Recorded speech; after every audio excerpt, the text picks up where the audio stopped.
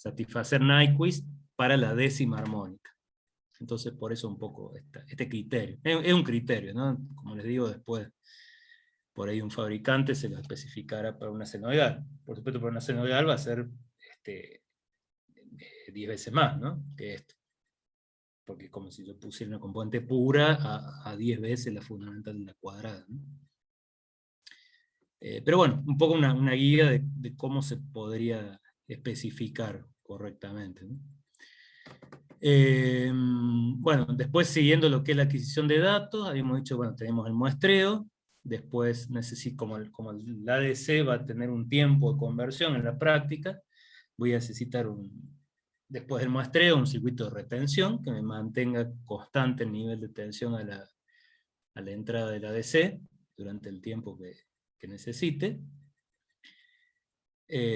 Bueno, habíamos hecho un repasito rápido, esto es un poco ilustrativo, no es algo que vayamos a analizar en profundidad, pero cómo influiría si yo paso de un muestreo así ideal a un muestreo y retención, ¿no?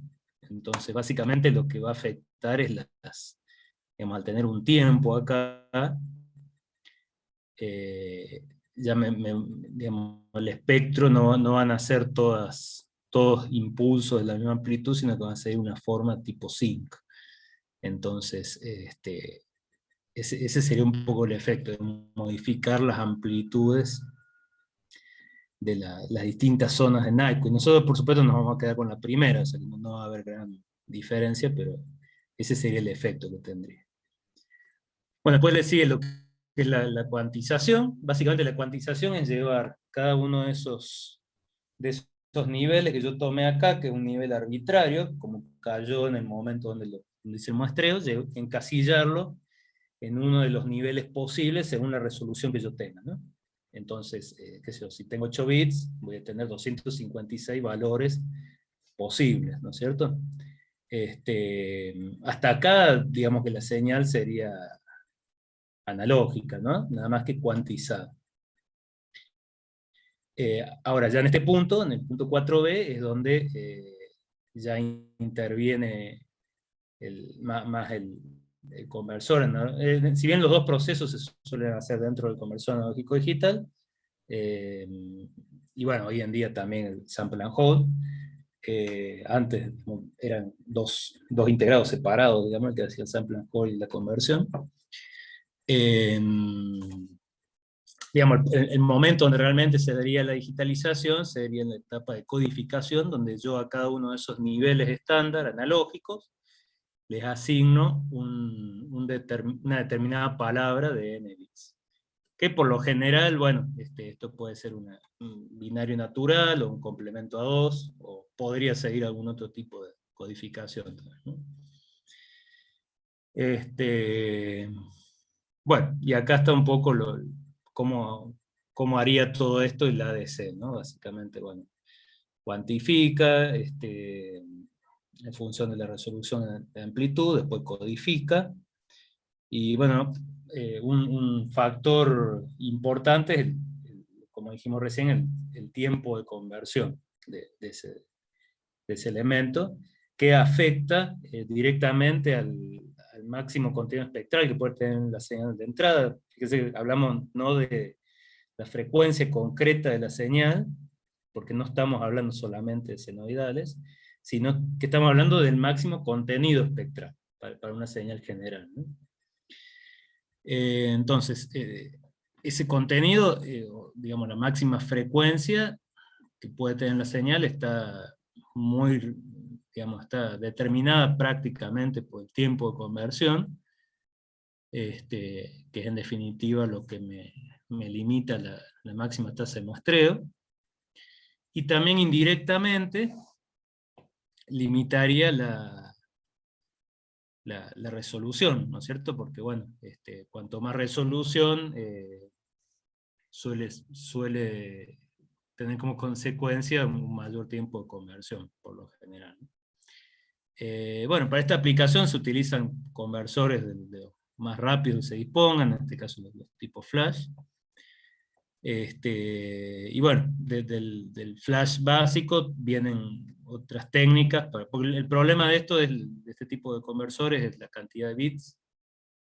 Entonces, hay como variantes, que son el de simple rango y el de doble rango, que básicamente son combinaciones de varios conversores flash, ¿no? Entonces acá tenemos un ejemplito así esquemático de lo que sería el de doble rango. Básicamente en 2 ciclos logra una mayor resolución. Entonces, por ejemplo, en saca primero, digamos, tenemos para el segundo conversor una habilitación, un ciclo después que para el primero. Entonces el primero va, digamos, a obtener los 4 bits más significativos, y digamos, lo saca esos bits. Fíjese que acá tenemos un retardo adicional que acá. Entonces cuando saca esos primeros 4 bits más significativos, a su vez se los va a restar en el próximo ciclo a la señal de entrada. Entonces en el próximo ciclo yo lo que voy a hacer es obtener digamos, de la diferencia entre el total y los más significativos. Voy a hacer la conversión y obtener los 4 menos significativos. Por supuesto que la idea no es, en esta materia no es tomar esta arquitectura en detalle, sino para ilustrar un poco en qué consistiría, ¿no? Y sería, por ejemplo, una conexión en cascada, donde voy también combinando los ADC por rangos, ¿no? Entonces, después esto va a parar, digamos, cada uno de ellos va a obtener su propia conversión sin saberlo, al contrario que esto, ¿no? Que como que afecta al resultado de esto cada uno convierte por su lado. Después tengo que tener una etapa de codificación que lo combine para obtener un resultado. Bueno, eso, como les digo, es una aclaración nomás sobre los conversores. No es que se vaya a tomar esta arquitectura, ¿no? De hecho, es algo así simple, ¿no? Después ya es más complejo en la implementación, ¿no? Bueno, eso sería respecto al conversor. Acá tenemos también otro diagrama general de cómo sería la parte desde el muestreo, pasando por la retención, y después la cuantificación, que es esto que le decía yo, de, por ejemplo, estos puntos redondos, que serían los valores analógicos que se muestrearon, se llevan a los puntos en cruz, que serían los valores ya cuantificados, ¿no es cierto? Entonces, cada uno que está en una de estas brechas lo llevo a uno de los valores estándar. En este caso, bueno, para 3 bits tendré 8 valores, ¿no? Bueno. Bueno, y siguiendo con lo que es la adquisición de datos, si vamos acá, después del ADC, ya tendría más la parte de almacenamiento. Y acá hay un par de cosas interesantes en el caso del osciloscopio. Básicamente voy a tener, a partir de la digitalización, tengo un flujo de relativamente alta velocidad, de palabras de Nevitz, pero por lo general no se muestra todo eso, sino que se selecciona según lo que a mí me interesa, ¿no?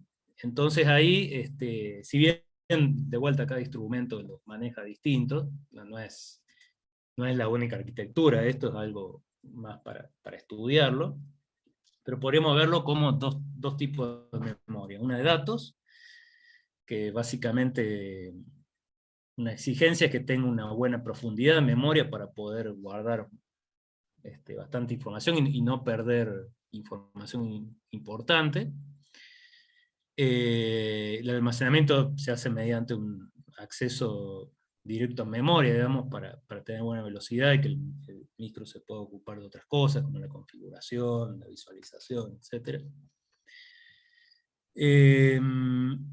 Y a partir de esa memoria de datos, a través de lo que vamos a ver que son los modos de adquisición, digamos, cómo configuro yo lo que me interesa ver, se van a transferir ciertas partes de esa memoria de datos a lo que es la memoria de video, que es así, sería lo que refleja lo que se va a ver después en la pantalla. Entonces, ya ahora lo vamos a ver un poquito más en detalle los modos, pero básicamente ahí puedo llevar, desde la memoria de datos, puedo llevar, calcular valores promedio, valores máximos, mínimos, congelar ciertas zonas de la memoria, para compararlas, hacer zoom, digamos, a partir de lo que se guarda en la memoria de datos, que sería como los datos crudos, digamos, yo puedo procesarlo de distintas maneras y llevarlo a lo que es la memoria de video o de pantalla, ¿no? Bueno, esto es una ilustración de eso, donde acá tenemos el almacenamiento del ADC, el almacenamiento de la memoria de datos. Acá también solemos tener varias páginas de memoria según la cantidad de canales que tengamos, y a través de un decodificador, que bueno, en general acá esto abarcaría los distintos procesamientos que yo le puedo hacer, voy a ir pasando a la memoria de video. Y esto es lo que se va a ver en definitiva, ¿no? Entonces acá tenemos un ejemplito bien simple de cómo se relacionarían las dos memorias. Por ejemplo, acá tengo una memoria de datos de 256 kilopalabras, digamos, dependiendo del ancho de datos.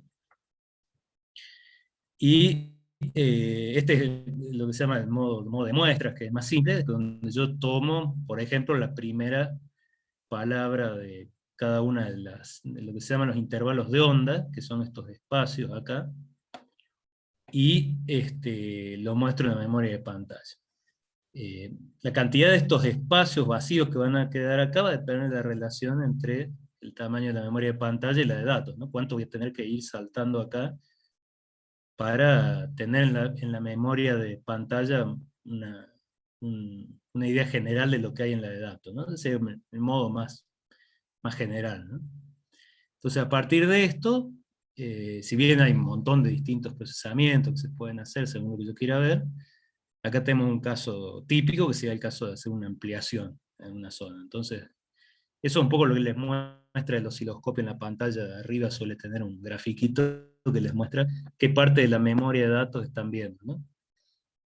Bueno, sería un poco esto. Entonces, básicamente yo después, de esa memoria de datos, donde ya tengo todo guardado, voy eligiendo lo que me interese. En este caso, para hacer un zoom, yo le diría, bueno, ahora no me muestres una palabra por intervalo de onda, sino que se concentre en 1000 palabras en una zona de esta memoria, y me muestre esas 1000 palabras en forma contigua para tener más detalle de esa zona, ¿no? Bueno, este es un detalle también. Si yo tengo múltiples canales, tendría dos opciones generales según la velocidad que necesiten el osciloscopio. Una sería compartir la parte digital entre múltiples canales, con un multiplexado analógico, digamos acá. Bueno, acá el tema es que voy a tener dependiendo de cuántos canales use, lo voy a tener, la tasa de muestreo la voy a tener compartida entre todos los canales. Es un detalle por ahí a tener en cuenta cuando se elige un instrumento de este tipo. Mientras que en osciloscopios de más velocidad se puede implementar toda la cadena para cada canal, y el multiplexado ya se haría directamente en forma digital, ¿no? Esas serían por ahí las dos opciones generales que tendría, ¿no? Siempre hablando de lo que es la adquisición. Bueno, entonces eso sería la etapa esta que tenemos acá arriba. Ahora, en base a, digamos, respecto a lo que es dijimos que esta de visualización y control no la vamos a ver en mucho detalle porque eso ya depende más del instrumento y no tiene tanto que ver con medición en sí. Entonces, bueno, la otra etapa que vamos a ver más es la parte de sincronismo y base de tiempos.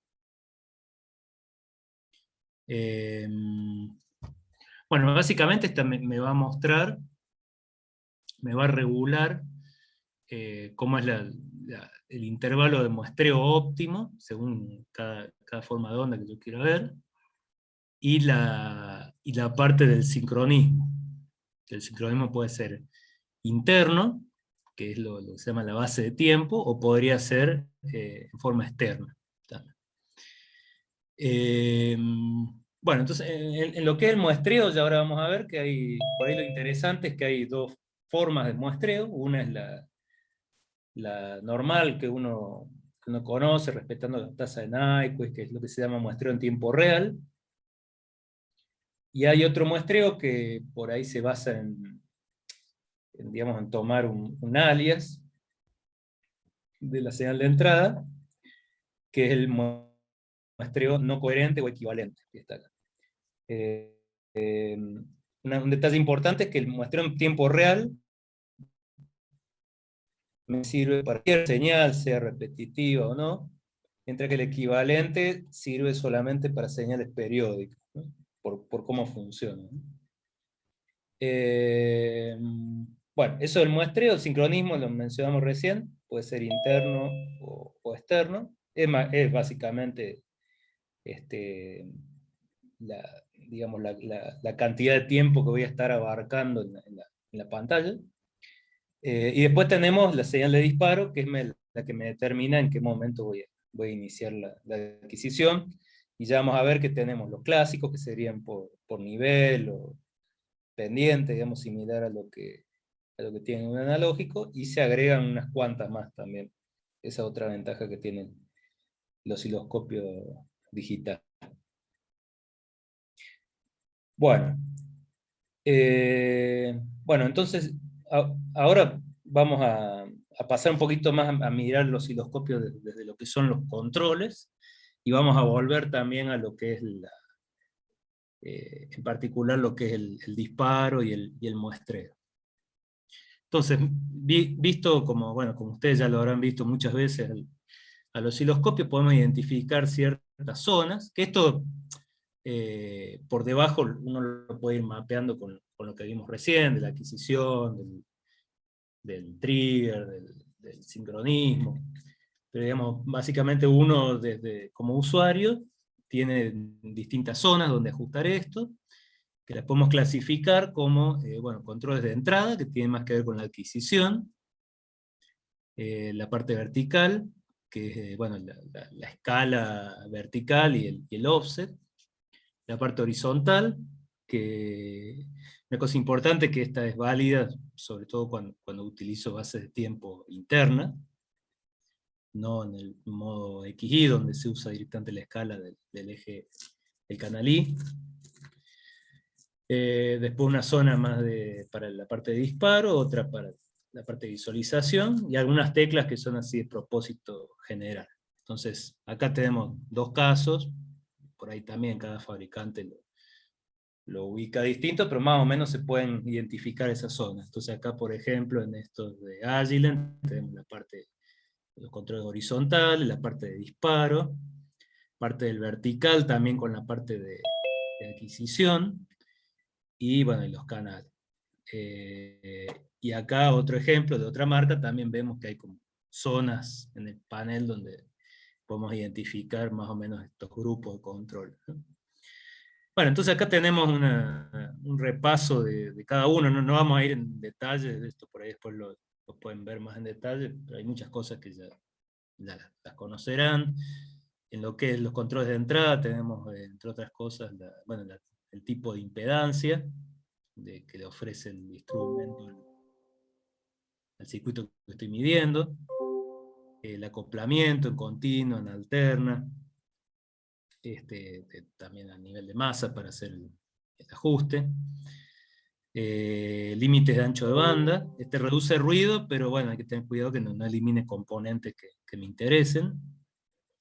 Y también algunos traen una mejora de ancho de banda, que es ya una ecualización en forma digital, ¿no?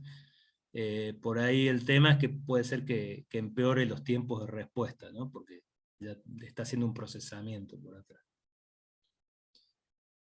Bueno, esos serían los de entrada. Después el vertical, bueno, esto es lo que ya conocen, amplificación y offset verticales. Los horizontales, donde tienen, bueno, la base de tiempo y la posición en el eje horizontal, la posición del trigger. El zoom también sería digamos, un control horizontal. la tasa de muestreo, también si quieren ver algún detalle. Bueno, y otra cosa muy importante en el caso de almacenamiento digital es el modo de adquisición.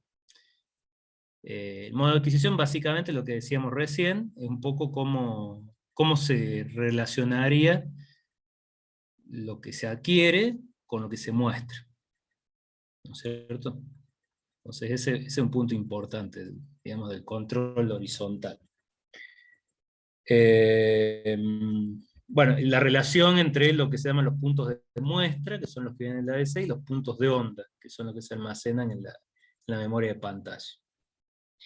Y también en algunos casos puedo ajustar la profundidad del registro de tiempo, o sea, la profundidad de memoria que voy a usar internamente. Porque bueno, ajustar la profundidad de memoria también tiene otras consecuencias, entonces por eso me deja, digamos, no necesariamente la mayor profundidad va a ser la mejor, ¿no? Bueno, entonces yendo a lo que son los modos de adquisición, acá tenemos si bien, bueno, puedo tener más que esto, pero estos son por ahí los más comunes. El modo de muestra sería donde por cada intervalo de onda, como vimos acá, por cada intervalo de estos, muestra digamos, una palabra, elige una y la muestra. Este es el modo de muestras. Después tengo el modo de detección de picos. Este básicamente, digamos, en dos periodos de onda, elige en uno el mínimo y en otro el máximo. O sea, ahí ya analiza, por ejemplo, en el caso este que teníamos recién, yo acá ya analizaría entre uno y el siguiente, digamos, de todas las que están acá, que serían 256 en este caso, elijo el máximo y muestro ese máximo. Y después de la zona, del intervalo de onda siguiente, que sería esta franja, elijo el mínimo y muestro el mínimo. Y acá el máximo, y acá el mínimo, y así voy intercalando. Ese modo, la ventaja, o digamos, muy apropiado para capturar, por ejemplo, glitches, o cambios rápidos, que si yo lo pusiera en modo de muestras, a lo mejor justo en la muestra que pasa a la pantalla no lo capturo. Entonces al elegir, y tampoco se queda solamente con todos los máximos, con todos los mínimos, sino que va alternando. Entonces me permite apreciar cuando hay una variación rápida en las señales, ¿no?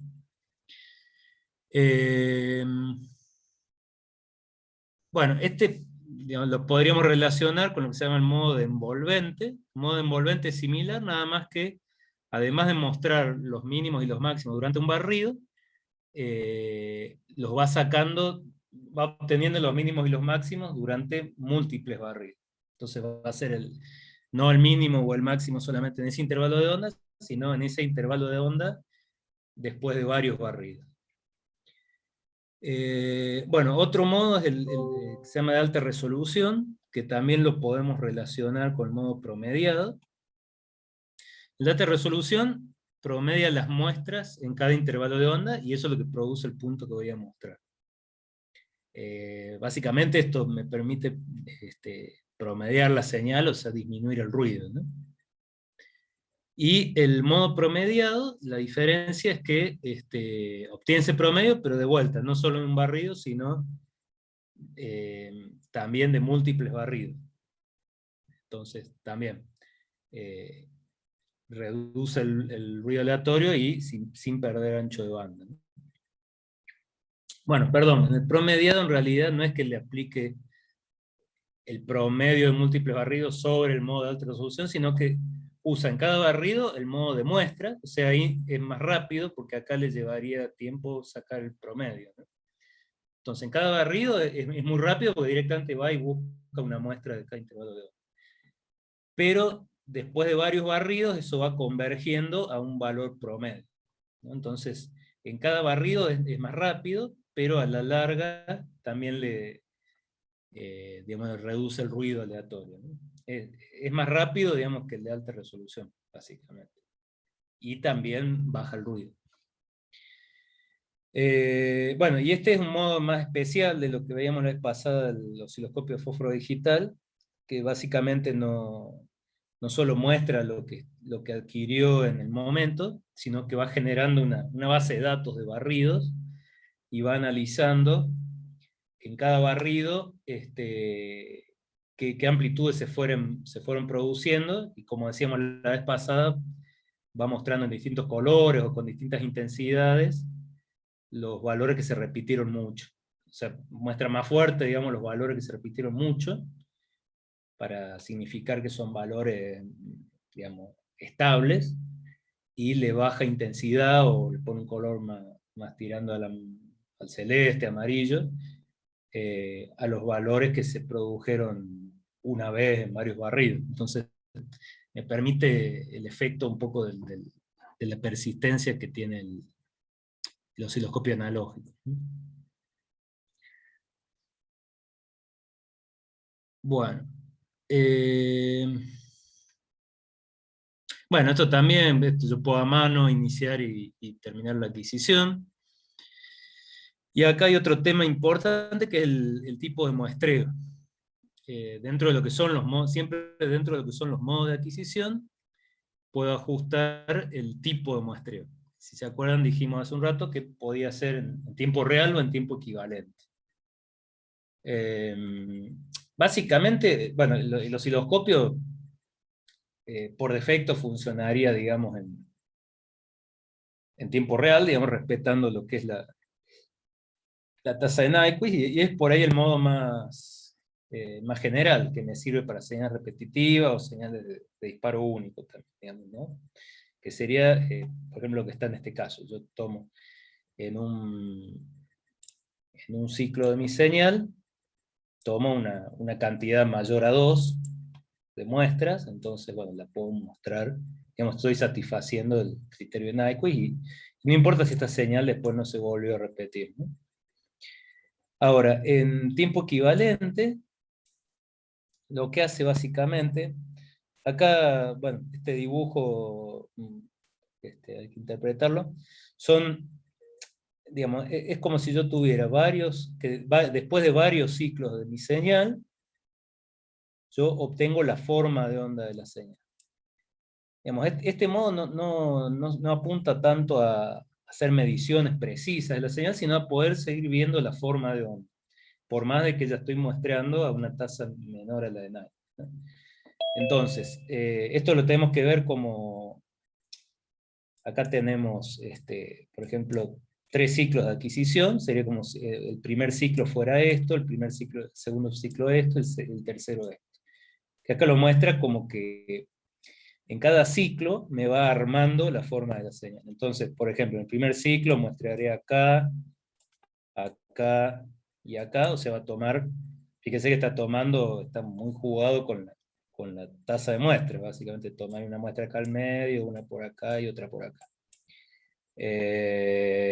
No sé, en el segundo ciclo le agrega este punto,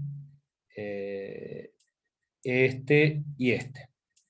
Entonces, bueno, sí, eso quiere decir que acá va a muestrear, por ejemplo, acá, acá y acá. Digamos, es como que va sacando un poquito en cada uno de los ciclos.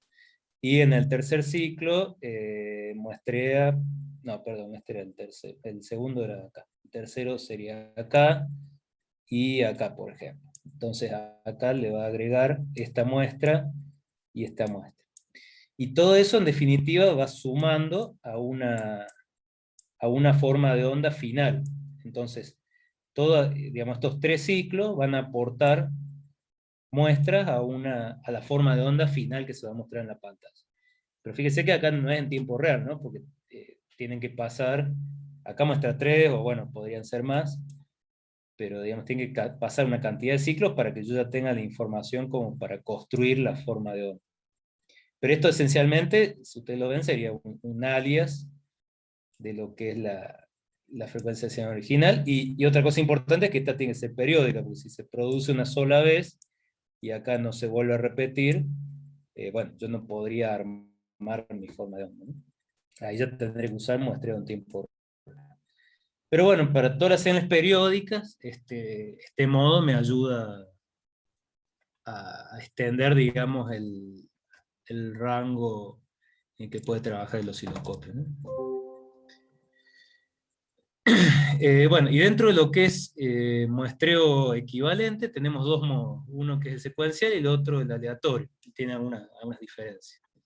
El secuencial básicamente va esperando cada punto de muestra, cada intervalo de muestra, que serían estos pulsos acá, y le va agregando un delta t que va aumentando. Si se fijan, digamos, con respecto al flanco, tengo un delta t cada vez mayor hasta que vuelvo, por ejemplo, si acá lo tenía en el flanco, por acá lo volveré a tener en el flanco, ¿no? Entonces, de vuelta, acá lo muestra como una sola forma de onda, pero en realidad lo que va haciendo es este, tomar muestras sobre varios ciclos de la señal de entrada, ¿no? Bueno, este es el que se llama el equivalente secuencial porque le va agregando un delta que se va incrementando, ¿no? Para tomar el punto de muestra. En el aleatorio simplemente lo que va haciendo es, tiene como un contador paralelo, digamos, cuando hace el muestreo no se fija en los flancos de la señal de muestreo, sino que tiene un contador independiente que le va diciendo en qué momento va tomando las muestras. Pero en definitiva, esto se ve como si yo estuviera tomando una muestra anterior, pero de vuelta es el efecto que decíamos recién. Acá, estas van a ser muestras provenientes de varios ciclos de esta señal de entrada, ¿no? Entonces no es que yo acá me voy en el tiempo atrás, sino que esta muestra se produjo en otro ciclo de la señal de entrada en este punto, ¿no? Pero bueno, básicamente el equivalente aleatorio lo que hace es tomar esas muestras así en forma aleatoria, no van a estar como acá, por ejemplo, ordenadas, de modo que yo después pueda mostrar directamente la forma de onda, sino que como una segunda etapa yo voy a tener que ordenar esas muestras para que me muestren la forma de onda, ¿no? Entonces, en esa etapa yo digamos, cuando yo vaya tomando las muestras, después voy a tener que hacer una segunda etapa donde ordene esas muestras según la distancia a la que se produjeron con respecto al flanco. Entonces, es como que hago esto, pero en una etapa posterior. Entonces, la ventaja que tiene esto es que yo puedo tomar más rápido las muestras, no tengo que esperar a que pase ese tiempo desde el flanco para tomar la muestra, sino que yo las voy tomando en forma aleatoria rápidamente y después tengo una etapa en que tengo que ordenarlas para mostrarlas, ¿no? Ordenarlas con respecto a la distancia al flanco, ¿no? Bueno, o sea que en definitiva, como dice acá es más analizado eso en el aleatorio, generalmente voy a tener más ancho de banda, voy a obtener mayor ancho de banda equivalente que en el secuencial. Y bueno, también tiene la ventaja de que no es tan dependiente del punto de trigger, sino que yo voy a tener un montón de muestras ahí que después las voy a poder acomodar de distintas maneras, pero no voy a estar dependiendo del punto de muestreo. En cambio, en el equivalente secuencial, bueno, si bien tengo que esperar ese retardo delta, los tiempos después son bastante más precisos que acá, que lo hice en forma aleatoria, ¿no?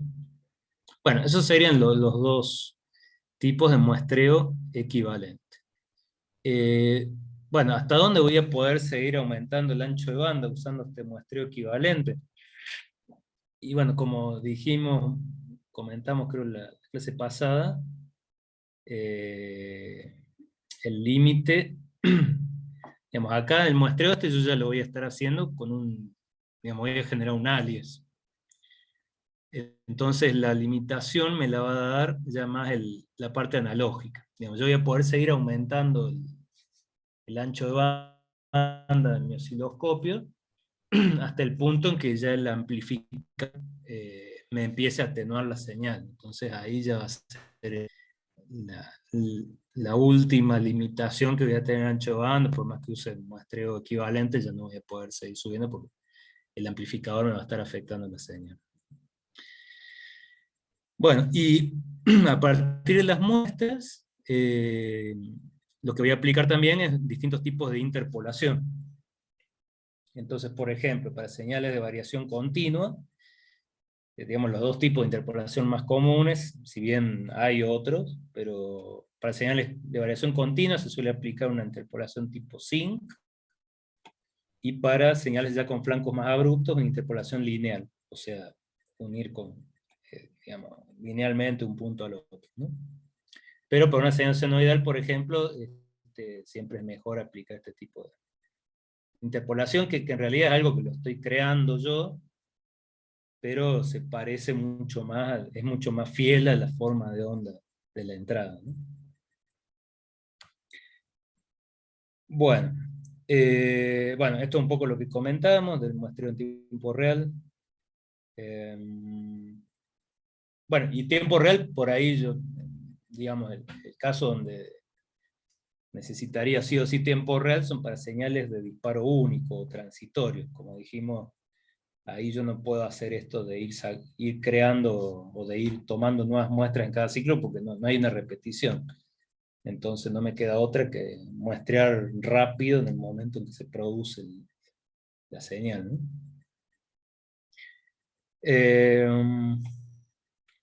Bueno, eso sería la parte más del muestreo, ¿no? Después, dentro de lo que es el disparo,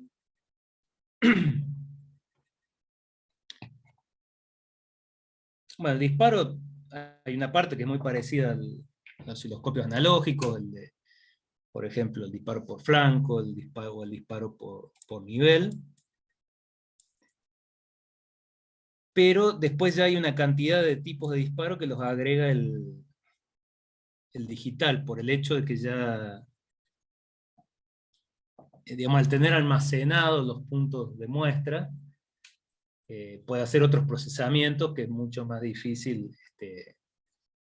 hacerlos, como es, en un analógico, donde yo tengo la información inmediata, si no tengo un historial, digamos. Entonces tengo otros tipos de disparo, como por ejemplo el calificado por tiempo, para ver, por ejemplo, de un pulso a otro, de un flanco a otro, qué cantidad de tiempo se produce, y en base a eso mostrar o no, digamos, generar el disparo o no. Tiempos de subida, también ya ahora vamos a ver una tablita con varios de estos. También en osciloscopios de señal mixta puedo definir patrones lógicos. ¿Se acuerdan que decíamos que yo puedo definir mi disparo con la parte digital del osciloscopio y en base a eso mostrar la parte analógica?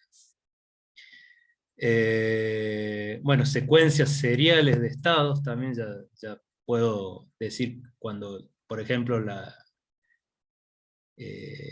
bueno, tanto en la parte analógica como en la digital, si la señal fue pasando por cierta secuencia, ahí recién genera el disparo.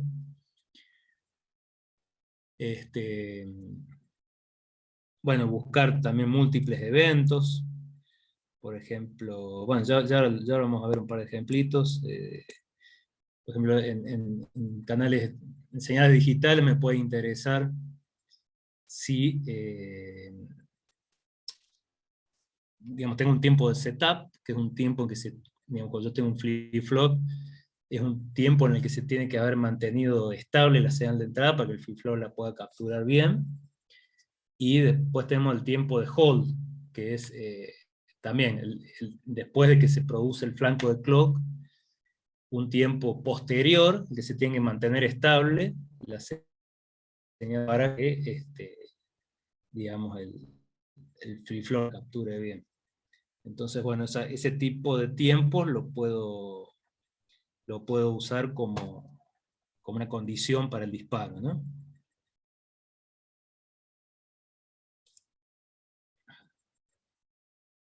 Bueno, acá tenemos un resumencito de algunos tipos de disparo importantes. Bueno, acá tenemos un ejemplo, un menú de este tipo, ya digamos, un poco más avanzado, definido en base a protocolos. Y acá tenemos, por ejemplo, en base al slew rate, lo que le agrega esto es el tiempo, ¿no? Con respecto al analógico, ¿no? La dimensión de que yo puedo definir tiempo. Entonces, puedo decir, bueno, si en determinado tiempo pasó los dos niveles dos niveles que yo necesito, ahí hago el disparo, y si no, no. Entonces puedo detectar, por ejemplo, en este caso, hacer el disparo en flancos que son más rápidos o más lentos que cierto valor de slew rate. También, por ejemplo, cuando dos flancos están distanciados un tiempo más largo que cierto valor, o más corto que cierto valor, ahí recién mostré. Entonces, eso me permite filtrar un montón de cosas que no me interesan, y quedarme solamente con los momentos donde se produce la condición que me interesa, ¿no?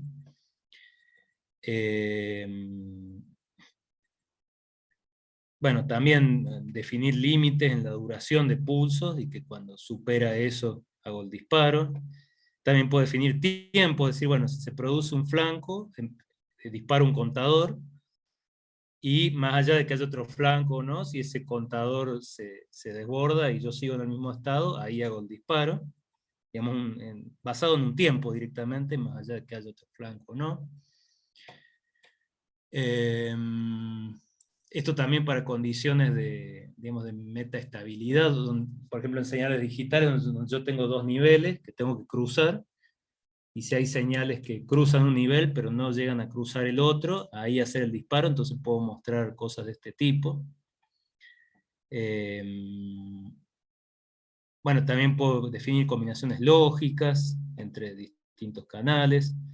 El trigger del que yo le decía, el setup and hold, si yo defino esta señal como mi clock, puedo definir sobre esta señal un tiempo mínimo hacia atrás y un tiempo mínimo hacia adelante, y mostrar, por ejemplo, señales que estén por fuera de ese tiempo, que, digamos, que duren menos de ese tiempo, o más de ese tiempo. Entonces, de vuelta, yo filtro los momentos que me interesan, ¿no? Y no muestro todo lo que cumple, ¿no? Y lo mismo para comunicaciones, lo que son los diagramas de ojo.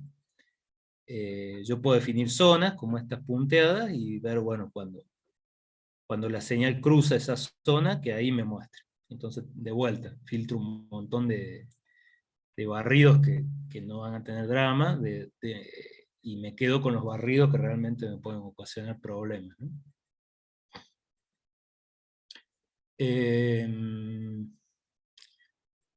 Bueno, otros controles de disparo. Una cosa muy importante de los osciloscopios de almacenamiento digital es que es bastante más fácil el tema de implementar un pre-trigger, ya que yo puedo dejar siempre adquiriendo la señal, más allá de que esté la señal de disparo o no, que eso es el tema en los analógicos.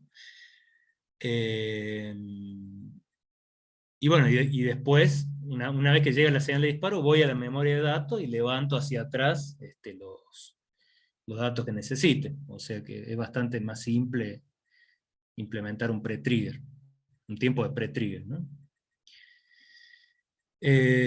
Bueno, y otras cosas que ya son un poco más parecidos al analógico son, bueno, puedo definir nivel y pendiente de trigger.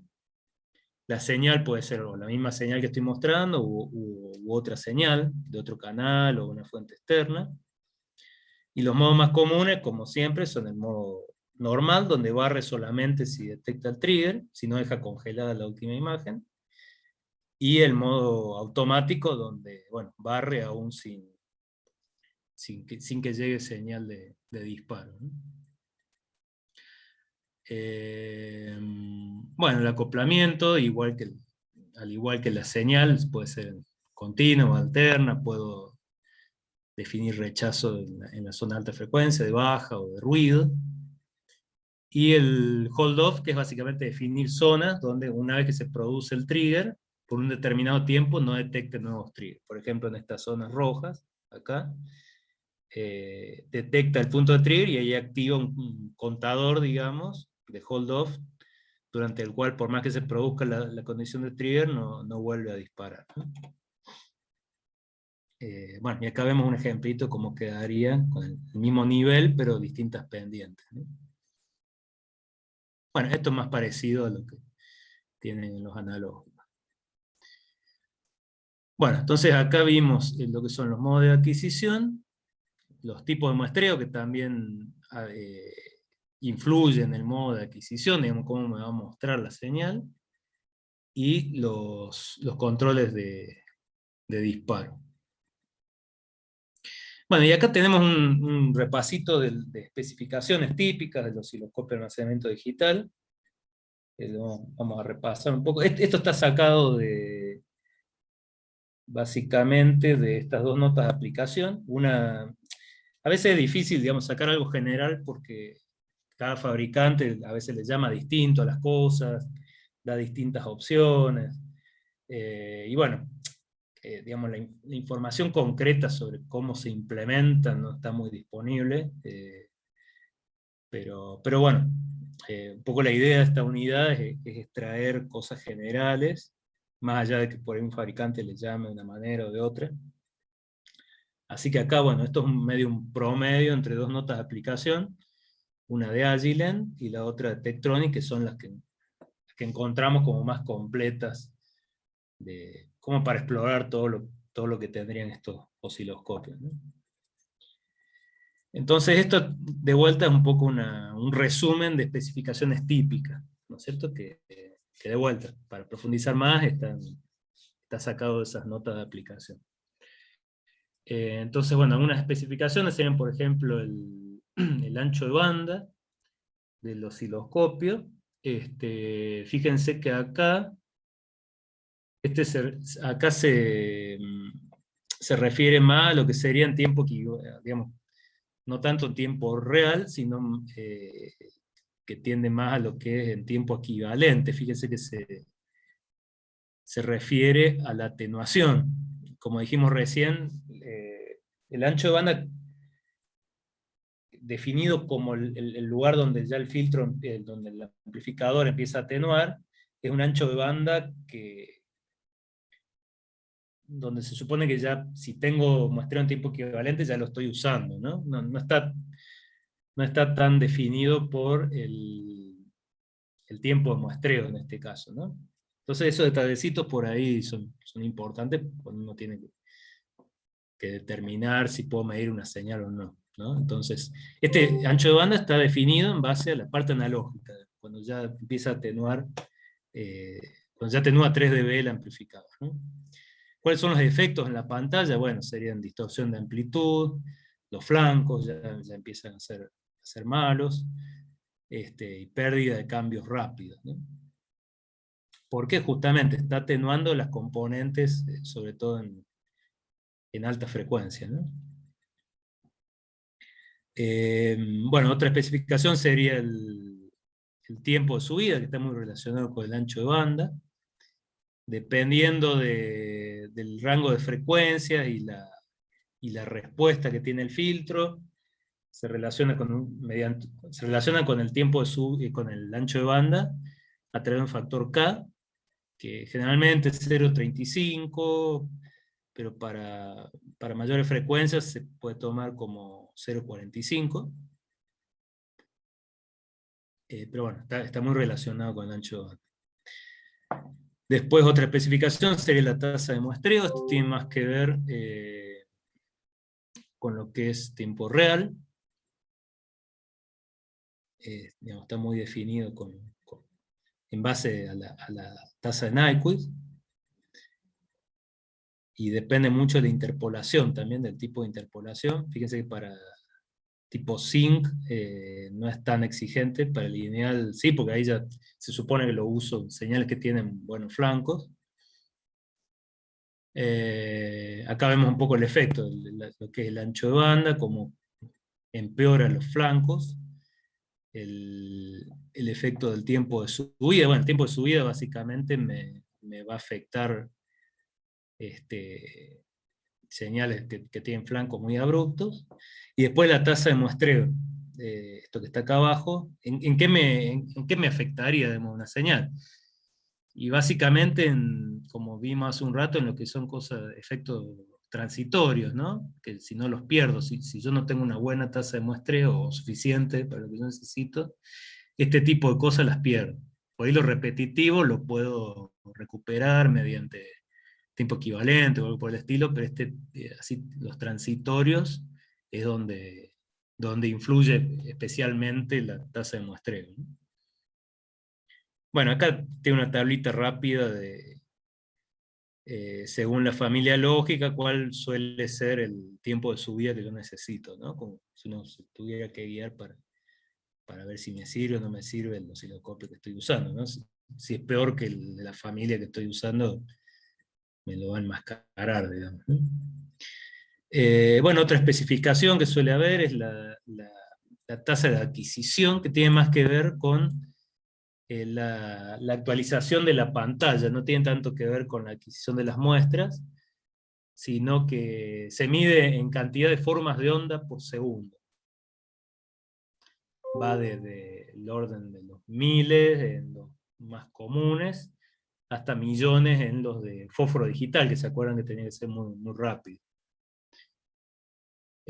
Básicamente eso me determina un tiempo muerto entre actualizaciones de la pantalla, o digamos, esa tasa de actualización está limitada por un determinado tiempo muerto, durante el cual no, digamos, todo lo que se vaya adquiriendo no voy a llegar a mostrarlo en la pantalla, ¿no?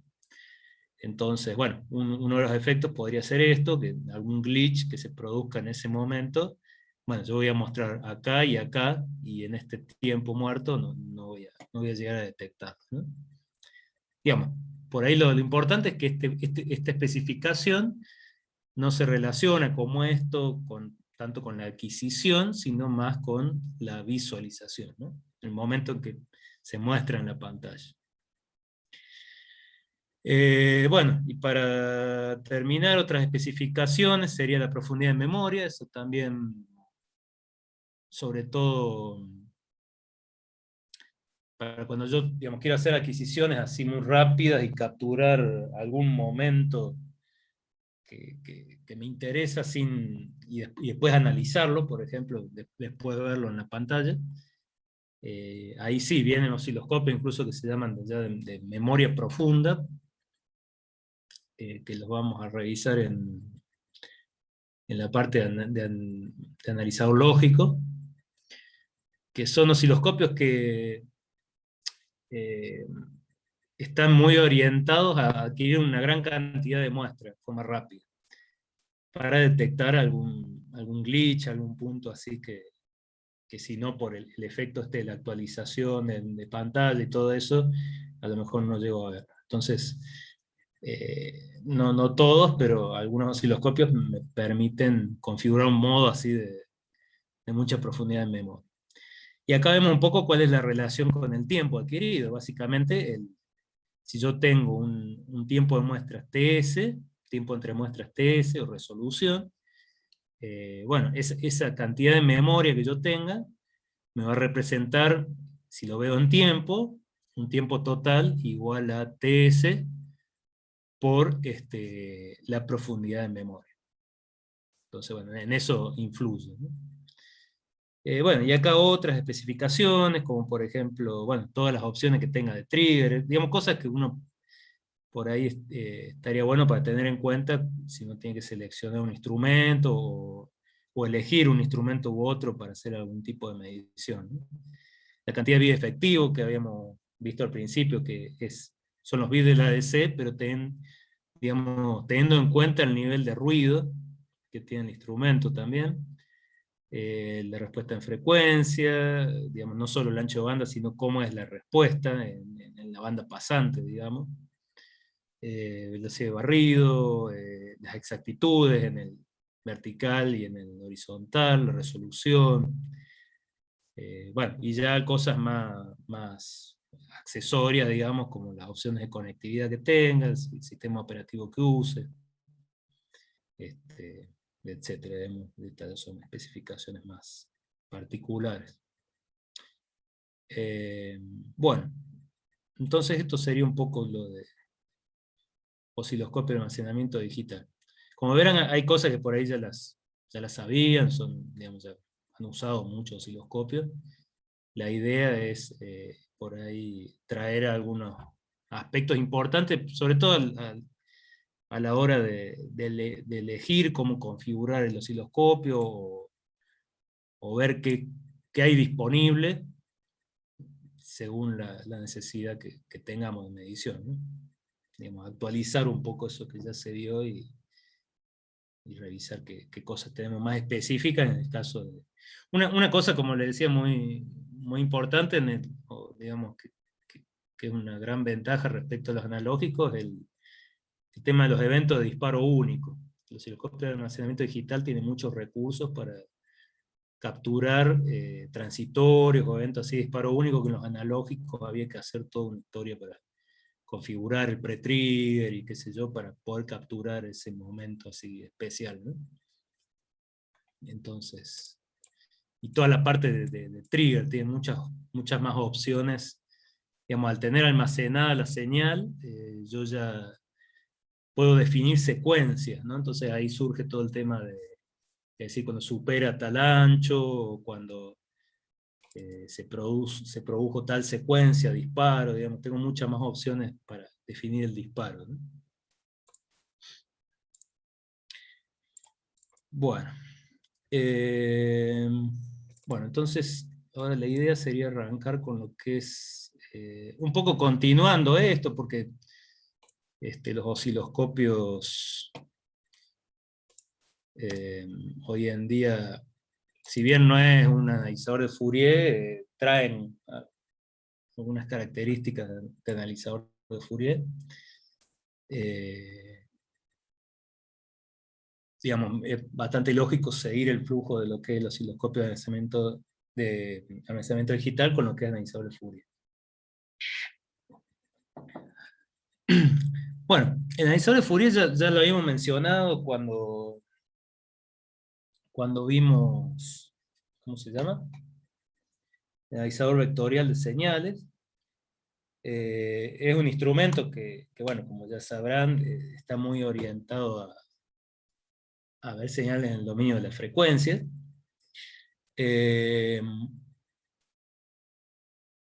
Ya vamos a ver que por ahí, dependiendo de la aplicación, en algunas aplicaciones se solapa un poco con lo que es el analizador de espectro de barrido, que en algunos casos muestra información muy parecida, pero tiene también unas diferencias grandes. Y hoy en día la combinación de lo que es el analizador de Fourier con...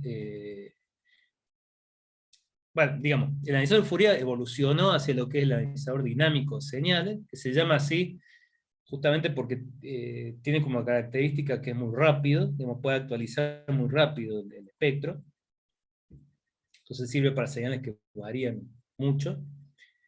Y hoy en día se combina con lo que es la arquitectura del analizador de barrido, para dar lugar a lo que por ahí van a ver como analizador de señales directamente, que me permite no solo ver, digamos, como ir pasando, digamos, en comunicaciones, por ejemplo, ir analizando desde lo que es el espectro en general, por empezar a ver qué zona del espectro está ocupando, definir máscaras para ver si respeta el ancho de banda que está asignado, etc. Y después ya poder irme metiendo y analizar la modulación que tiene, si la constelación, ver si los puntos que se reciben están más o menos en una zona cercana a los puntos ideales. Digamos, el analizador de señales, un poco la evolución de lo que sería el analizador de Fourier y el analizador de barrido. Nosotros lo vemos por separado porque, bueno, es un poco más simple, pero bueno, después la combinación de eso es el analizador de señales. Bueno, esto es una introducción, la idea no es meterse en señales y sistemas, sino comentar un poquito, bueno, básicamente el anisóide de Fourier se basa en la teoría de Fourier, tanto en la serie como la transformada, que lo que, bueno, digamos muy, muy importante porque matemáticamente me permite obtener el comportamiento de una señal desde el punto de vista del espectro. Entonces, incluso después poder procesar esa señal ya directamente en la frecuencia, ¿no? Digamos, hay características o procesamientos de la señal que es mucho más sencillo, más directo hacerlo en la frecuencia. Bueno, entonces acá tenemos, para recordar nada más cómo es la transformación continua. Básicamente esta teoría se basa en hacer una integración entre tiempo menos infinito y más infinito, de la multiplicación de la señal que yo tenga con componentes exponenciales complejas. Digamos, yo multiplico mi señal, que sería esta, por ejemplo, con una exponencial compleja a la que le voy variando la frecuencia, ¿no? En realidad este F0 podría ser K por F0, si la F0 la vemos como la fundamental, ¿no? Entonces lo que va haciendo, la exponencial compleja sería esta, que es, bueno, yo la puedo proyectar sobre dos ejes, donde son sinusoidales, de las proyecciones. Y básicamente yo cuando multiplico desde menos infinito a más infinito y voy sumando todos esos productos, o sea que hago la integral, lo que me terminaría dando como resultado, esa sumatoria, por supuesto acá para una frecuencia, sería qué contenido tiene esta señal de esta otra señal. ¿Cuánto tiene esta señal de la exponencial que está a esa frecuencia? Entonces, y después yo le voy, digamos, voy variando la frecuencia a esta exponencial y voy haciendo todo ese proceso y voy sacando a cada una de esas frecuencias qué cantidad de, bueno, sería de energía tiene tiene esta señal con respecto a esta. ¿Cuánto de esta exponencial tiene esa señal? ¿Cierto? Entonces me va a ir dando como distintas cantidades dependiendo contra qué frecuencia yo la vaya integrando. ¿No? Ese sería, en definitiva, lo que es el contenido espectral de mi señal.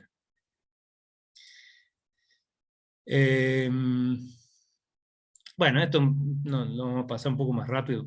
Básicamente yo puedo tener una secuencia puramente digital de longitud finita, que es lo que voy a implementar en la práctica, pero bueno, un efecto, y que es lo que nos va a traer algunos problemas después para la visualización, es que cuando ya esa secuencia puramente digital me representa muestras de una señal analógica, en realidad esa señal analógica va a tener un determinado espectro, pero yo cuando haga el muestreo, bueno, voy a tener que tener cuidado de respetar digamos, cuando haga la digitalización, digamos, ¿cómo se llama?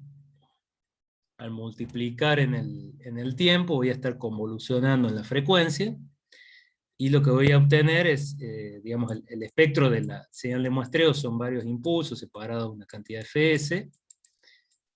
Entonces el efecto que voy a obtener es que el espectro de esta señal se va a, digamos, al convolucionar esto con esto, se va a repetir a distancias de Fs, ¿no? Que sería de esta parte. Entonces, digamos, eso si yo lo veo en la frecuencia, ¿no? Que lo puedo, eso mismo, que yo lo estoy analizando en la frecuencia, lo voy a obtener a través de la transformada de Fourier. Entonces, yo si tengo que esa secuencia sobre la que yo hago la transformada, en realidad proviene de haber muestreado una señal analógica, tengo que tener cuidado de que no se produzcan efectos de solapamiento acá, porque en realidad en ese caso la transformada me va a mostrar la sumatoria de la componente que yo tenía en cada lugar, más el alias, ¿no? El componente de alias. Entonces, bueno, ahí es donde está el tema de que tengo que tener cuidado de cuando hago el muestreo que vimos hace un rato, no generar componentes de alias, porque después la transformada me va a devolver la, la sumatoria vectorial de la señal original y el alias, ¿no? Bueno, esto es un poco más la parte matemática de eso, que no la vamos a tomar tanto, ¿no? Bueno, entonces, esto un poco para ver cosas que después vamos a ir encontrando, ¿no? Lo mismo el tema de la fuga espectral, que lo vamos a tener que no lo podemos evitar. La fuga espectral se produce también justamente porque siempre la transformada de Fourier se va a basar en lo que se llama un registro de tiempo, ¿no? Eso es importante.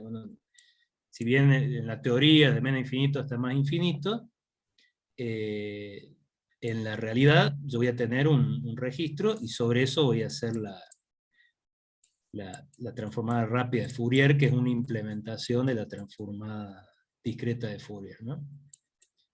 Entonces la transformada va a ver, se va a basar en esto, va a suponer que esto se repite de menos infinito a más infinito. Entonces eso es lo que me va a producir, digamos, si cuando yo pego este mismo, digamos, lo va a hacer la misma transformada, repite este registro de este lado, si acá se produce una discontinuidad, eso es lo que va a producir después en el espectro la fuga espectral. Que es algo debido a la misma transformada, entonces no es algo que esté presente en la señal de entrada, entonces eso lo tengo que reducir después. Digamos, son cosas propias del mismo procesamiento de la transformada para que después se vea lo más parecido a lo que sería el espectro de la señal original, tengo que tenerlo en cuenta. Bueno, acá hay unos ejemplos de transformadas por ahí para tenerlo en cuenta, de una señal senoidal, de una onda cuadrada, que no tengo las armónicas impares, de una onda senoidal amortiguada, de un impulso, que sería una constante, bueno, fíjense acá, estos dos casos son importantes, los vamos a ver después de vuelta, analizador de barrido, un pulso único, que, bueno, en realidad iba a ser, es la transformada de Fourier, es una envolvente, y después un tren de pulsos, que va a tener esa misma envolvente, pero como es algo repetitivo, voy a tener componentes que van a depender de la frecuencia del T, mayúscula, van a estar distanciadas una cantidad 1 sobre T. Fíjese que acá el T, bueno, es infinito, entonces 1 sobre T sería 0, por eso acá me quedan como muchas componentes pegadas una a la otra y me queda un envolvente.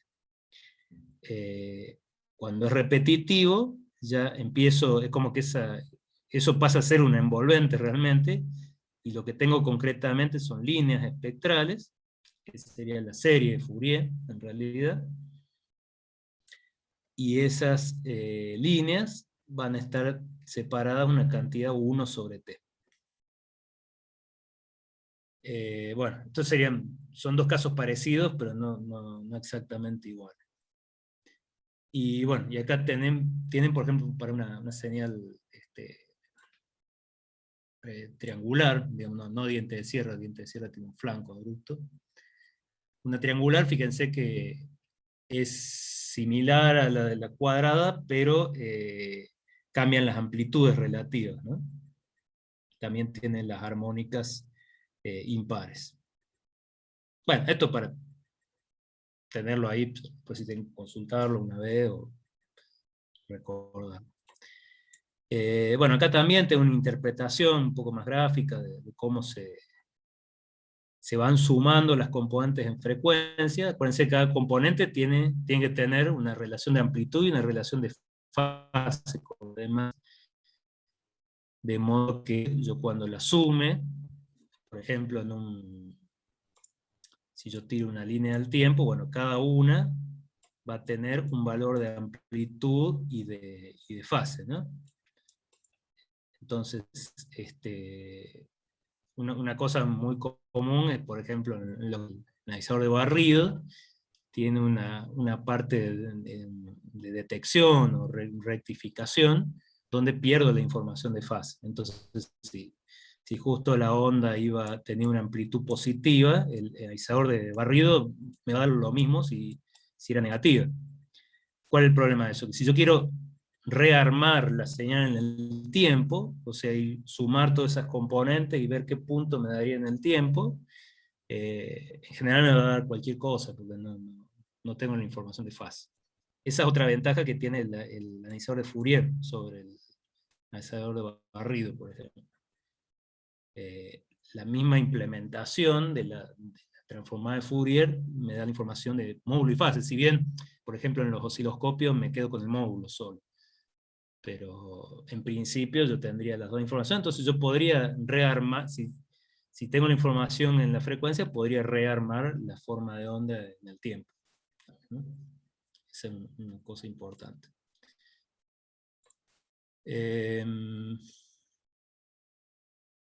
Bueno, acá una aclaración por ahí que, si bien lo que yo quiero hacer es la transformada discreta de Fourier, digamos, con una señal digitalizada, la implementación se realiza, como ya sabrán, con la transformada rápida de Fourier, pero básicamente me debería dar la misma información. Nada más que lo hace de forma mucho más eficiente.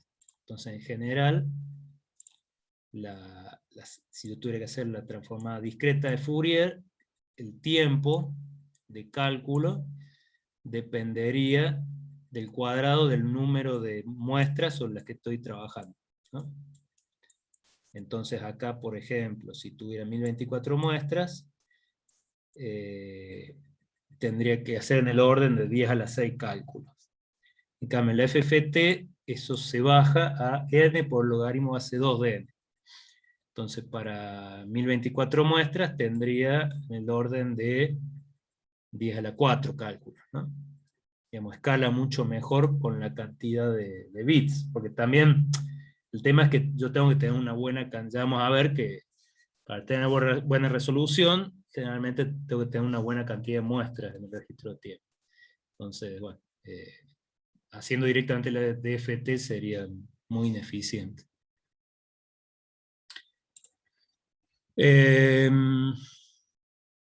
Bueno, otras cosas importantes así de la práctica, la FFT repite simétricamente el espectro de la señal.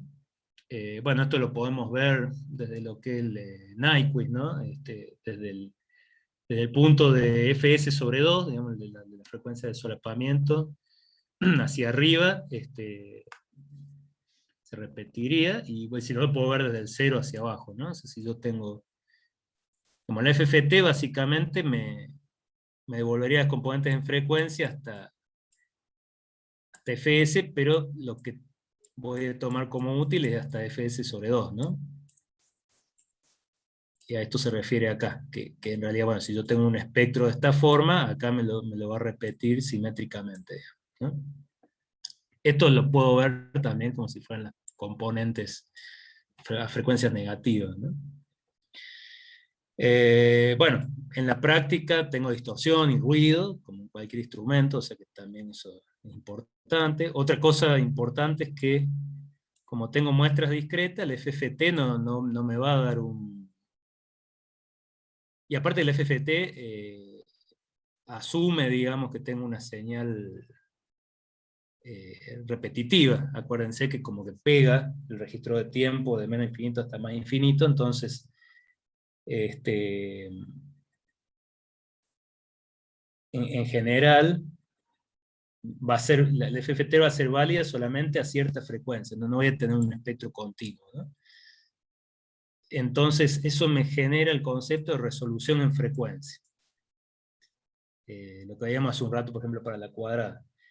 Si bien yo tengo un espectro, hay zonas donde no tengo información de qué valores tengo. Entonces, yo eso lo voy a regular, lo podría regular a través de la cantidad de muestras que tenga el registro de tiempo, o a través de la tasa de muestreo. Ya vamos a ver que si yo, digamos, bajo la tasa de muestreo, si bien estoy perdiendo alcance en frecuencia, estaría mejorando la resolución. Si yo no cambio la cantidad de muestras y muestreo más lento, eso tiene, acuérdense que siempre es por ahí lo opuesto en la frecuencia. Digamos, si yo muestreo más lento, tengo un determinado registro de tiempo, ¿no? Y si muestreo más lento, quiere decir que este límite, por más que yo, si tengo, no sé, 10 elementos acá, al muestrear más lento, estos 10 elementos me van a representar un tiempo mayor.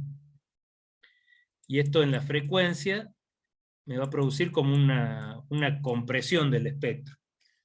Si yo tenía 10 bines acá en frecuencia, es como que el distanciamiento entre esos bines va a ser menor y va a mejorar la resolución. O sea, al muestrear más lento, estoy mejorando la resolución. Ya eso lo vamos a ver un poquito más en detalle. Después, bueno, los valores de amplitud, en realidad, por el efecto de la transformada, diferirían de lo que me entregaría, por ejemplo, el analizador de barrido. Entonces, bueno, una opción es digamos, porque me va a mostrar la mitad del espectro, ¿no? Entonces, una opción, si yo quisiera que fueran comparables los valores, sería multiplicar por 2, por ejemplo, ¿no? Bueno, esto es lo que decíamos recién. La FFT toma un rango finito y acotado de tiempo, y supone que eso se va a repetir desde menos infinito hasta más infinito. Eso también me trae consecuencias, ¿no? Bueno, esta es una comparación contra otras técnicas. Una técnica sería lo que se llama el analizador de banco de filtros, que sería como está acá, una cantidad de filtros pasabanda en paralelo, seguidos por detectores, y que cada uno me mostrara, sería como si yo tuviera un voltímetro en cada uno de estos caminos, que me mostrara la amplitud que tengo en una sola componente en frecuencia. Eso sería por ahí algo ideal, pero el problema que tiene esto, que sería carísimo de implementar, para tener buenos filtros, buenos anchos, sobre todo en altas frecuencias, ¿no? Entonces, bueno, sería como, digamos, lo ideal, pero muy difícil de implementarlo, ¿no? Entonces, de ahí paso como a dos opciones, que uno sería el analizador de espectro barrido, que ese lo vamos a ver en el segundo cuatrimestre, que, digamos, escapa de esta arquitectura que sería muy costosa, usando como un solo camino en una frecuencia intermedia. Entonces tiene una parte de mezcla en la entrada, que va llevando, es como que va trasladando todas estas componentes a una sola frecuencia intermedia, y ahí yo pongo todo el camino, un filtro de buena calidad, qué sé yo. Entonces, de esa manera, digamos, me permite salir de esta arquitectura tan compleja y ir a algo implementable, ¿no? El costo de eso es que, bueno, por un lado el analizador de barrido tiene un detector de señal, entonces pierde la información de fase, y por otro lado tiene un tiempo de barrido, ¿no? Para ir pasando por todas las componentes. Aparte le tengo que dar un tiempo, o sea, cada vez que voy, digamos, no puede ser un tiempo arbitrariamente rápido, porque le tengo que ir dando tiempo al filtro único que tengo en frecuencia intermedia para que se cargue al valor de la componente que le estoy mostrando, ¿no? Entonces, bueno, un poco el tema que tiene es eso, el tema de que no tiene información de fase y que necesita un tiempo. Entonces, para señales, sobre todo señales, las señales que se usan hoy en día, que muchas veces están cambiando mucho en el tiempo, porque bueno, estoy multiplexando distintos usuarios, tengo niveles de potencia muy, muy cambiantes, entonces a veces se queda medio lento ¿no? Entonces, bueno, la otra opción es lo que estamos viendo ahora, el analizador de Fourier, o analizador dinámico, que se le llama así porque justamente le gana bastante a en cuanto a velocidad. El tema por ahí de es que, como vamos a ver, al ser ya una arquitectura totalmente digital, para llegar a mayores anchos de banda empiezan a aumentar mucho los costos de implementación. Entonces por eso se hace a veces una combinación de las dos cosas. Llega a muy buena frecuencia, ¿no? Digamos, alta frecuencia. Pero el que se acercaría más al funcionamiento de esto así analógico sería Fourier. Nada más que Fourier lo hace en forma digital. Fourier toma una señal de entrada e implementa todos estos filtros, este banco de filtros lo implementa en forma digital. Esa sería un poco la relación. Bueno, y conserva la información de fase, ¿no? Bueno, esta sería un poco la arquitectura súper general, digamos, de lo que sería el analizador espectro de Fourier, ya lo vamos a revisar un poquito más.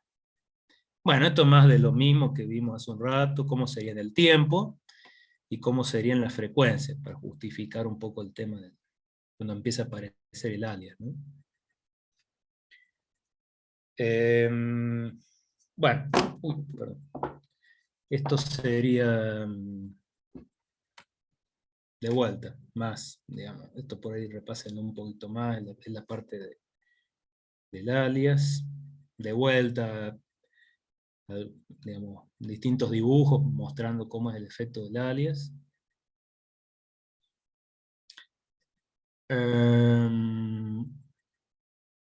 Y bueno, a ver, vamos a cerrar con esto en todo caso. Bueno, lo que decíamos recién, tenemos un registro de tiempo que almacena n muestras, suelen ser potencia de 2, y este registro de tiempo, si yo lo veo como tiempo, bueno, me representaría, como decíamos hace un rato, un tiempo ts por la cantidad de muestras que tenga, ¿no? Eso pasa por la FFT, que me entrega n bines, que bines le llama como las muestras, digamos, en la frecuencia, donde cada uno de esos bines tiene información de magnitud y de fase. Pero resulta que la mitad de estos bines son simétricos respecto a los restantes. Entonces, en definitiva, termino teniendo n sobre 2 más 1, donde ese 1 es la componente continua, bines efectivos, que van a mapear el rango desde 0 hasta la frecuencia de folding, que es la de Nyquist sobre 2. O sea, acá tienen un ejemplito, ¿no? Bueno, y si yo eso digamos, si ese registro de tiempo tiene fíjense, si acá tengo mi tasa de muestreo que es TS, el registro de tiempo va a tener una longitud N por TS, ¿no? Entonces, cuando yo haga la transformada de Fourier, pase, digamos, por la transformada de Fourier me va a, digamos, en general, dijimos que iba a llegar hasta FS, la transformada de Fourier. Y me va a producir, en ese rango, n bines. Entonces, en definitiva, el espacial, esa por ahí la clave para no confundirse acá, digamos, tomarlo hasta FS, si bien yo después lo efectivo va a ser la mitad de eso, pero si yo tengo que decir, bueno, tengo una determinada tasa de muestreo FS, ¿no? Un periodo de muestreo TS, ¿cuánto va a ser mi resolución en frecuencia? Y bueno, va a ser la FS sobre N. Esta va a ser mi paso de frecuencia, que es lo que dijimos recién. Yo acá entre un bin y otro no voy a tener información. Esto acá a través de esta fórmula puedo relacionarlo con la longitud. O sea, es Fs sobre n, que sería 1 sobre n por ts, y n por ts es la longitud del registro de tiempo. O sea, ahí yo tengo una relación directa entre el tiempo y la resolución de frecuencia. Entonces podríamos decir que la resolución es la fs sobre n, o lo que es lo mismo, 1 sobre la longitud en tiempo del registro de tiempo. Entonces, bueno, ¿cómo puedo cambiar la resolución acá? Bueno, vemos que la podría cambiar cambiando la tasa de muestreo, o sea, TS, o la podría cambiar modificando N. Por lo general, N no es tan común que se modifique, sino que lo que se cambia es el TS, no cambiando la tasa de muestreo del ADC, sino haciendo un diezmado. Bueno, acá tenemos un poco de ilustración de eso que dijimos recién. En todo caso, revísenlo, lo volvemos a ver la clase que viene, pero son por ahí más ilustraciones de cómo serían y cómo sería cada componente en frecuencia, dependiendo de cuántos ciclos entren en el registro de tiempo, sería la posición en que va a estar, ¿no? La que entra un solo ciclo sería la primera componente acá, y la componente de frecuencia donde entren n sobre 2 ciclos va a ser la última que voy a mostrar en la frecuencia, ¿no? Bueno, entonces la clase que viene, en base a esto que vimos ahora, por ahí peguen un repasito, vamos a ver entonces, a partir de este esquema general, cómo podemos ajustar, por ejemplo, lo que es el span, cómo podemos hacer zoom, digamos, todo visto desde el punto de vista de la tasa de muestreo, y de hacer mezclas, etcétera, ¿no? Y bueno, y vamos a ver efectos no ideales, como la parte de la fuga espectral, bueno, las funciones ventanas, ya nos vamos a ir metiendo más en algunas cosas más prácticas. Así que bueno, la idea sería la clase que viene avanzar lo más que podamos sobre este tema, y eso sería lo que, hasta lo que entraría en el primer parcial, que va a ser la después del 21. Bueno, no sé si tienen alguna duda sobre esto, alguna consulta. Yo ahora voy a ver si entre mañana y pasado ya les voy a dejar subida ahí la presentación de osciloscopio, y esta también, así ya la van revisando.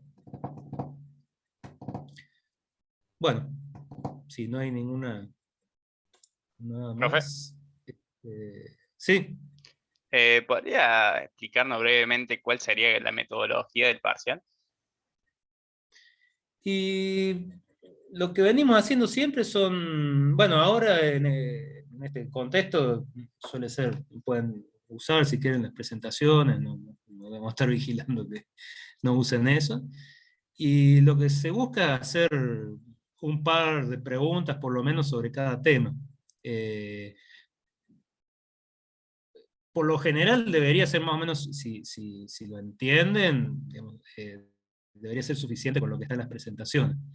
Lo que sí traten, bueno, de por ahí relacionar las cosas, porque digamos, al poderlas tener ustedes no se va, o se trata de no tomar cosas que estén textuales en la presentación, sino que ustedes tengan que relacionar un poco, por ejemplo, esto que veníamos diciendo, de relacionar, no sé, resolución con longitud de registro de tiempo, o relacionar de osciloscopio, por ejemplo, esto que hablamos, los modos de adquisición, plantearle algún caso sin ir a números específicos, pero plantearle, por ejemplo, un casito práctico, qué elegirían, por qué, que lo tengan que procesar un poco ustedes, ¿no? Que no sea, en general, bueno, no se toma como válido que saquen textual de la presentación, sino que es algo más para que ustedes se ayuden, ¿no?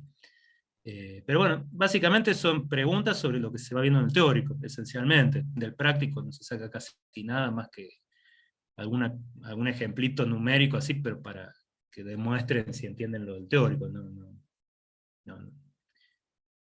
qué sé yo, no, en TDR,